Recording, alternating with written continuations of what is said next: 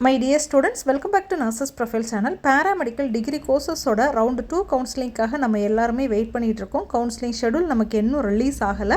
Comment செக்ஷன்ல எல்லாருமே எப்போ ரிலீஸ் ஆகும் சொல்லுங்க அப்படின்னு சொல்லி கேக்குறீங்க.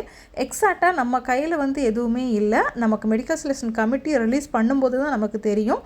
அவங்க கிட்ட கேட்கும்போது வெப்சைட்டை பாருங்க, சீக்கிரமா நாங்கள் அப்டேட் பண்ணிடுவோம் அப்படிங்கிற ஒரு தகவல் தான் கொடுக்குறாங்க. ஸோ இந்த இடத்துல நம்ம தான் பொறுமையாக இருக்க வேண்டியது முக்கியம். எல்லா வருஷமும் நமக்கு பாராமெடிக்கல் கவுன்சிலிங் அப்படிங்கிறது லேட்டாக தான் நடக்கும்.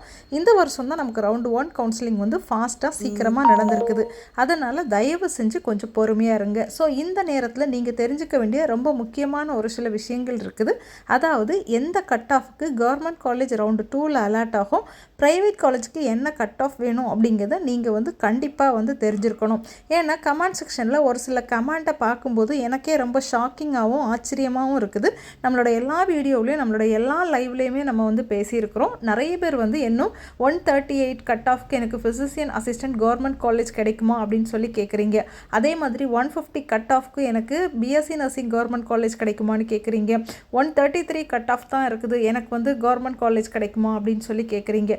மை டியர் ஸ்டூடெண்ட்ஸ், ரவுண்டு 2 கவுன்சிலிங்கில் நமக்கு கவர்மெண்ட் சீட்ஸும் வரும், ப்ரைவேட் சீட்ஸும் வரும். கவர்மெண்ட் சீட்ஸ் அப்படிங்கிறது நமக்கு கம்மியாக தான் இருக்கும். ஒரு 450+ சீட்ஸ் இருக்கிறதுக்கான வாய்ப்பு இருக்குது. இந்த சீட் உங்களுக்கு வேணும் அப்படின்னா கண்டிப்பாக 175க்கு மேலே கட் ஆஃப் வேணும்.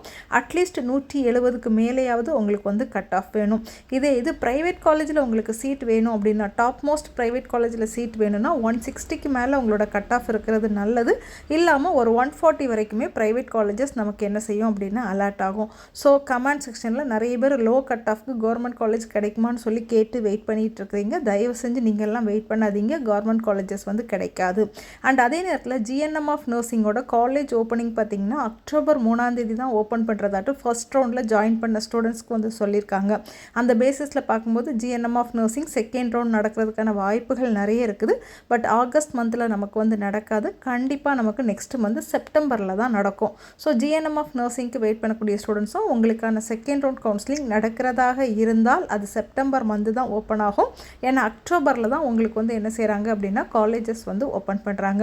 ஸோ மை டியர் ஸ்டூடெண்ட்ஸ், உங்களுக்கு ஒரு கவர்மெண்ட் காலேஜ் வேணும் அப்படின்னா 175க்கு மேலே கட் ஆஃப் இருந்தால் தான் ரவுண்டு 2ல் கவர்மெண்ட் காலேஜ் கிடைக்கும்.